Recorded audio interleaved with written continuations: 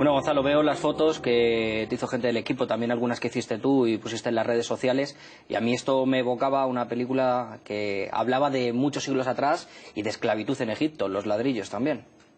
Los 10 mandamientos, pues sí, no se me había ocurrido, pero es una realidad que, a pesar de que esa película habla de otra civilización, de siglo atrás, de otra época, esto es una realidad que está muy vigente hoy día en todo el mundo y en concreto en Perú. Esto ocurría a solo unos kilómetros de la capital de Lima y nos dejó estupefactos descubrir las condiciones en las que trabajaban y en las que vivían. Sobre todo porque Perú está en auge. Exacto, cuando nosotros fuimos a Perú fue porque queríamos establecer una serie de retratos multilaterales con diversos puntos, pero para hablar en concreto de una acción que estaba creciendo mucho.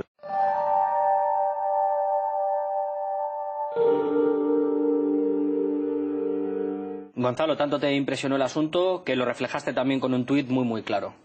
Obviamente hay trabajos que te marcan mucho más que otros y hay veces que Twitter sirve para eso, para reflejar un día, un tema, un sentimiento. Y por ejemplo este tuit que mencionas tiene mucha historia porque la realidad es que tuvo mucha contestación social, muchas réplicas, porque nos llamaba mucho la atención que en Perú todos se sorprendían de que estuviéramos tratando el tema de la esclavitud. Decían, pero aquí hay esclavos, pensábamos que eso era cosa de otro tiempo. Lo cierto es que, a pesar de que sí que es cierto que el gobierno de Humala está tomando muchas medidas para erradicar la esclavitud, hablamos de más de 80.000 personas que viven como esclavos en un mundo que les rodea, que es cada vez más pudiente.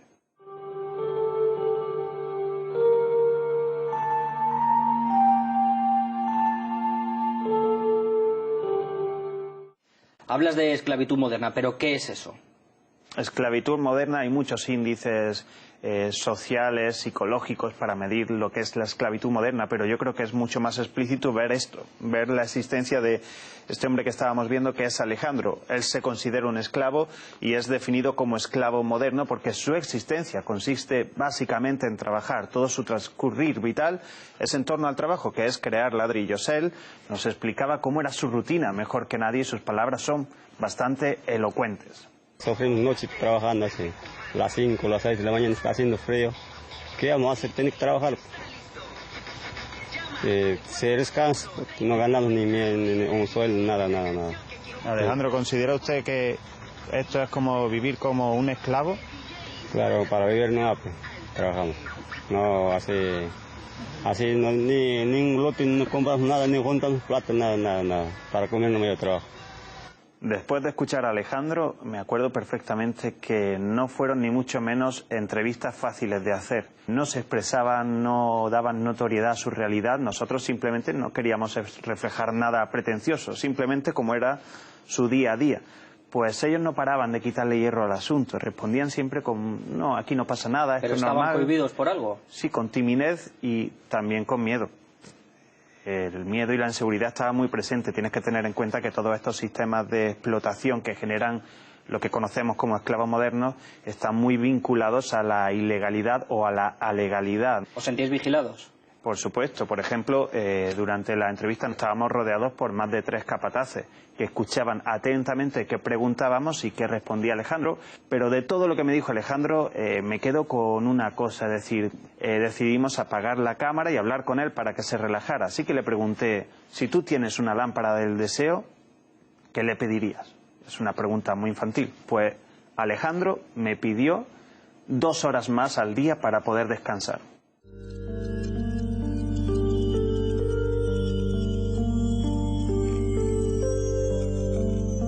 Estabais rodeado de niños, hemos visto en las fotos que estaban en medio de los ladrillos, viendo cómo sus padres trabajaban. Eso es muy normal allí y también acabas acostumbrándote, aunque los niños deberían estar en la escuela. Y cuando le preguntábamos, por ejemplo, a Alejandro, que era padre de familia, sus 3 hijos estaban allí, ¿por qué no estaban los niños en la escuela?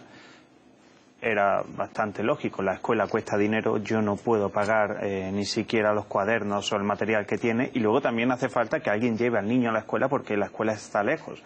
Si Alejandro y la madre están trabajando para hacer ladrillos, los niños se acaban criando allí con ellos y eso es su guardería, eso es su pequeña aula, eso es todo para los niños que acaban viviendo y jugando allí y en cuanto puedan, por cuestiones físicas, acabarán inevitablemente trabajando también. En torno a las ladrilleras ilegales se extienden barriadas como esta, que se extienden por la periferia de Lima. En ella viven miles de peruanos que proceden en su mayoría de las zonas rurales esquilmadas. Llegan a la ciudad buscando mayores perspectivas y acaban hacinados en lugares como este, que por ironía del destino se llama el paraíso de Huachipa. Ellos son la principal materia prima de la esclavitud.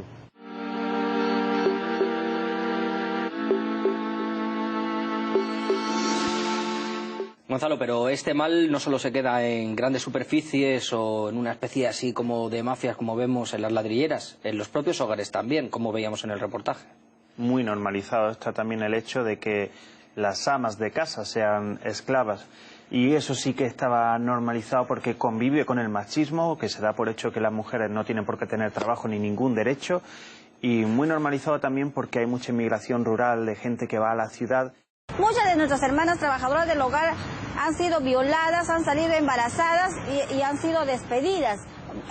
Y muchas de nuestras hermanas trabajadoras del hogar trabajan todavía, a pesar que estamos en el siglo XXI, trabajan en calidad de semiesclavas.